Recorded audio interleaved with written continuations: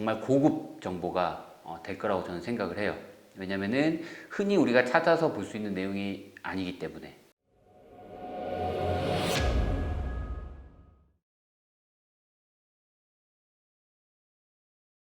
반갑습니다.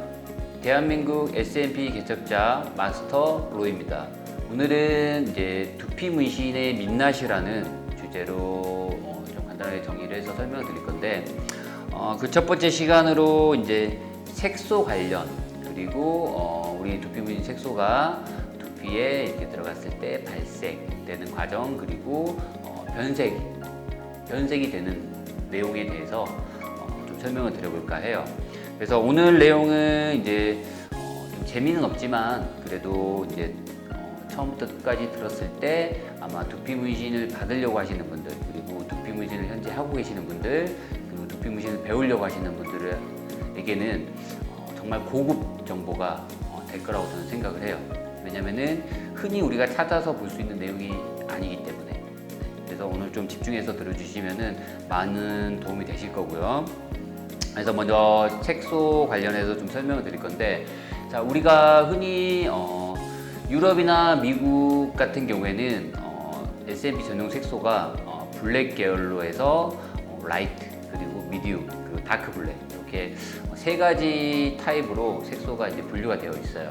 블랙 계열인데 좀 라이트는 좀 밝은 거, 그리고 미디움은 딱 중간 톤, 그리고 다크 블랙 같은 경우는 좀 어두운 톤, 그렇게 생각을 하면 되시고, 자, 유럽이나 미국 같은 경우에는 흑인, 백인, 그리고 황인, 여러 인종들이 다 모여서 살고 있죠. 그래서 이제 그 피부 색에 맞는 색소를 이용한다고 보시면 되세요. 그래서 예를 들어서 흑인 분들 같은 경우에는 라이트보다는 다크 블랙, 진한 어두운 블랙 계열 색상으로 시술 들어가고, 반대로 좀 백인들, 피부가 좀 하얗신 분들 같은 경우에는 라이트를 이용한다거나 아니면 미디움을 이용한다거나 이런 식으로 시술이 진행되기 때문에 유럽이나 미국 같은 경우에는 같은 블랙 계열 색소지만 라이트, 미디움, 다크 블랙으로 나눠져 있다라는 거. 그리고 이제 우리나라 같은 경우에는 보통 그렇게 크게 세 가지로 나눠져 있지는 않아요. 대부분 다 한 가지 색상 아니면은 두 가지 색상 정도로 나눠져서 보통 다 진행을 한다고 보시면 되시고, 물론 색소가 진하면 진할수록 우리가 S&P 시술을 했을 때 그만큼 좀 리스크가 발생할 수도 있어요. 왜냐하면 색의 농도라든지 이런 점도가 워낙 진하다 보니까 조금만 실수를 했을 때 점이 좀 크게 발생이 나오거나 아니면 너무 좀 과하게 나오거나 그런 현상이 발생할 수 있다는 거죠. 그래서 이제 색소의 그 진하기 농도, 점도에 따라서도 이제 점의 진하기라든지 이런 어둡기를 표현하는 게 좀 차이가 있을 수 있지만, 테크닉으로도 충분히 조금 더 진한 점을 표현할 수도 있고, 조금 더 밝은, 조금 더 미세한 것들을 테크닉으로도 충분히 표현할 수 있다는 거죠.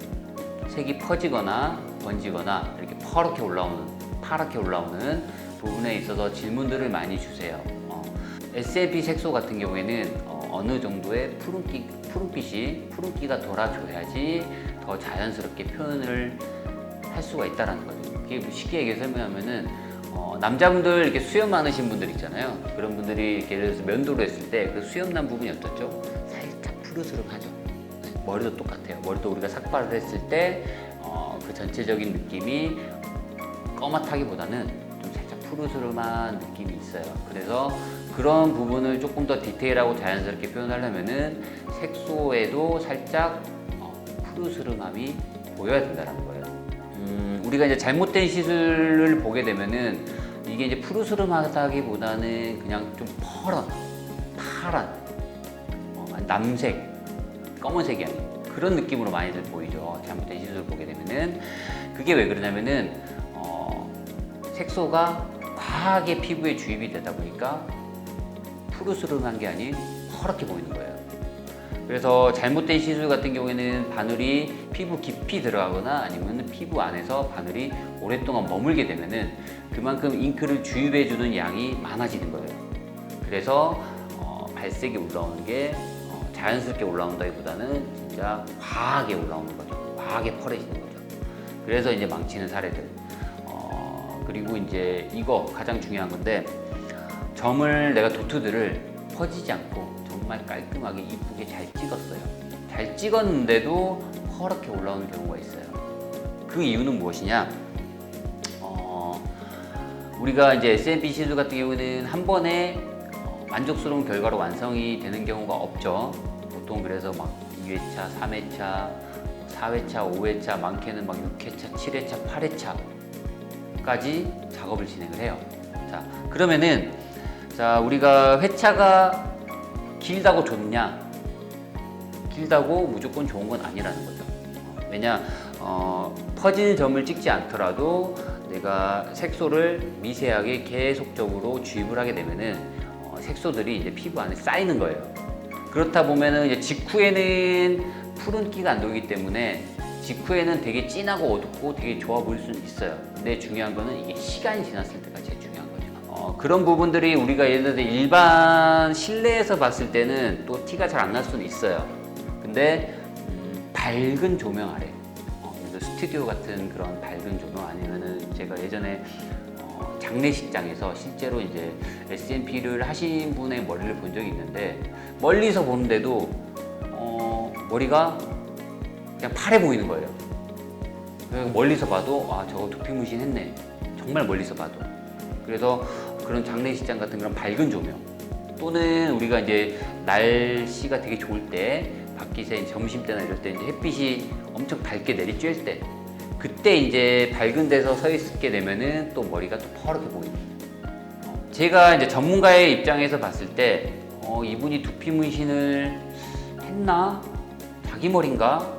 구분하기 힘든 게 정말 자연스러운 거고 그냥 멀리서 이렇게 봐도 아, 저 사람 두피 문신 했네 라고 하면은 조금 과하거나 부자연스러운 SMP 결과물인 거죠. 너무 많이 너무 과하게 긴 회차, 많은 회차를 적용을 해서 계속적으로 잉크를 주입하게 되면은 잉크가 계속적으로 쌓이다 보면은 굳이 퍼진 점을 찍지 않아도 시간이 지나면 좀 펄해질 수 있다는 거예요. 그래서 이제 SMP를 하시는 분들 같은 경우에는 조금 더 이해가 빠를 수도 있어요. 왜냐면은 좀 경험을 해보셨기 때문에. 그래서 우리가 이제 민머리 분들은 푸른기가 좀 돌아줘야지 자연스러운데 예를 들어서 민머리가 아닌 가르마나 정수리 아니면 여기 전체적으로 좀 모발의 양이 부족해서 좀 채우고 싶어서 받으시는 분들 같은 경우에는 푸른기가 최대한 안 도는 게 더 자연스러워요. 왜냐면은 흑발이기 때문에.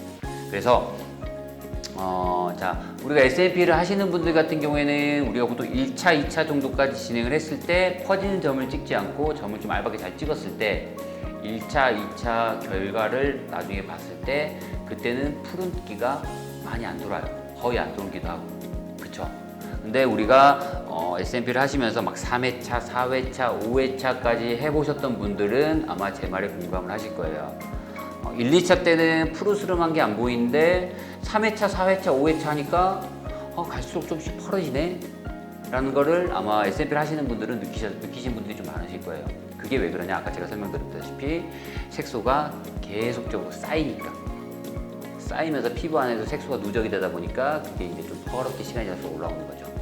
최대한으로 자연스럽게 표현할 수 있는 방법은 자, 민머리 분들은 푸른빛이 좀 돌아줘야 되기 때문에 어쨌거나 푸른빛이 좀 필요해요. 근데 이제 수채음 하시는 분들이 이제 최대한 자연스럽게 표현을 하는 방법은 회차를 길게 한다고 절대 좋은 게 아니고 자, 우리가 1회차 때 점을 찍어놨을 때 이 1회차 때 찍었던 점들이 도트들이 유지가 잘 돼서 오게 되면은 그 도트들은 푸르스름하지가 않아요. 그러면은 2차 때 저희가 이제 그걸 좀 더 쌓아 올려서 조금 더 어떻게 톤을 어떻게 다운 시키고 그 상태에서 또 3회차 때 보고 또 올리고 그래서 예를 들어서 이제 우리가 3, 4회차까지 시술을 했어요. 근데 이분이 이제 5회차를 하러 왔는데 좀 밝은 데서 내가 시술 조명 아래서 보니까 좀 푸르스름해. 그러면 이제 거기서부터는 과한 작업이 들어가게 되면 더 펄해진다는 거예요. 그래서 어느 정도 이거는 테크니션, 전문가분들이 컨트롤을 좀 하면서 시술을 해야지 푸른기가 덜 최대한으로 티가 안 나게 커버가 가능한 거예요. 그래서 이거는 잘 시술만 잘하면은 조금의 푸른기는 돌 수는 있지만 이게 사람들이 직접적으로 봤을 때 퍼렇다라는 느낌이 아니고 그냥 좀 자연스러운 푸른기 정도까지는 컨트롤, 전문가분들이 컨트롤 해줘야 된다는 거예요. 자, 고객분들은 저희들은 전문가의 눈으로 디테일하게 머리를 보는 거고 되고 고객분들은 전문가의 눈이 아닌 일반적인 눈으로 보는 거기 때문에 일반적인 눈으로 봤을 때 이게 티가 안 나는 정도, 자연스러운 정도의 어둡기로 들어가면 된다라는 거예요. 근데 이제 좀 과하게 들어가게 되면은 좀 화려해 보일 수 있다라는 거. 자, 이런 부분들은 정확히 받는 분들도 정확히 알고 받으시는 게 좋고, 하시는 분들도 이런 부분은 전문가로서 내가 컨트롤을 좀 하셔야 된다. 그래야지 시술을 받으시는 분들의 만족도도 더 올라가고, 이분들이 시간이 지났을 때도 자연스럽게 유지가 되기 때문에 오랜 시간 만족도를 유지한다라는 거죠. 색소 관련한 내용, 그리고 시간이 지나면서 이 변색이 되는 내용에 있어서 제가 주제를 설명을 드렸는데, 이게 좀 많이들 이해를 하고 이게 이제 많이들 이해를 하셨는지 모르겠어요. 제가 설명을 잘했는지 잘 모르겠네요. 이게 이제 제가 뭐 대본이나 이런 거 없이 그냥 즉흥적으로 하는 내용이라서 수강생 분들한테 설명드리는 것보다 좀 어렵긴 해요. 어렵긴 한데 그래도 이게 좀 많은 도움이 되셨길 바라고요. 그리고 저희 프로스칼프 채널 구독, 좋아요 눌러주시면은 앞으로 더 진짜 고급 정보들 계속적으로 보실 수 있으실 거고, 그리고 이제 앞으로 뭐 수강을 교육을 받으시려고 하시는 분들, 그리고 SNP를 받으시려고 하시는 분들께 정말 큰 도움이 되실 거라고 생각을 해요. 그래서 구독, 좋아요 꼭 부탁드리겠습니다. 네, 그럼 다음 시간에 뵙겠습니다.